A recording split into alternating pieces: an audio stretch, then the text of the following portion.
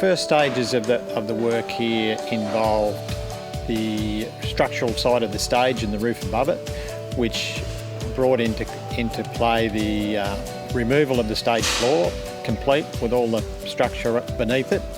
So we had to rebuild the stage floor to the structural adequacy of the requirements. It only come up to a third of what was required of a normal stage.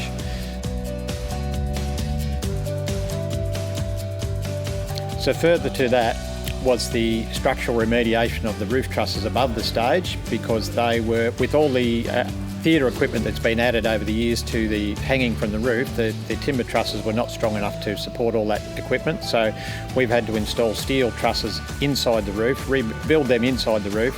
So being able to get up to that, we've had to start from the floor, build a scaffold up, and then build this roof structure inside the roof with all the steel trusses up there to support all the equipment that's hanging from above the stage.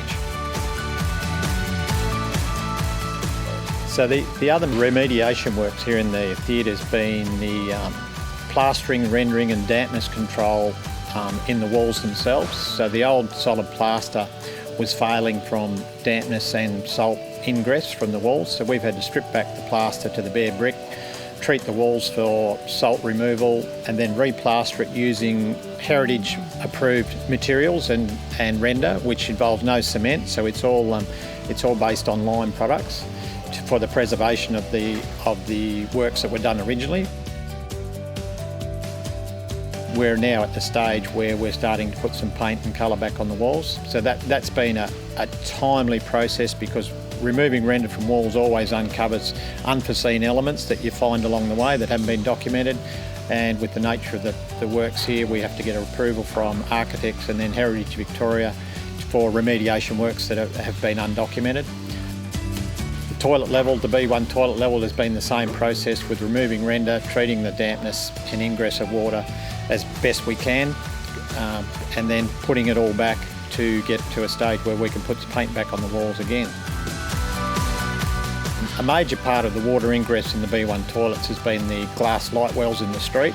The glass blocks have failed and cracked over the years, and they've been allowing the water ingress into those light wells, which then in turn runs into the toilets. So that involved the removing of the light wells, the replacing of all the glass blocks with new glass blocks, and then fitting the light wells and the glass blocks back in, sealing them up against any water ingress, and hopefully removing that part of the damp ingress into those buildings.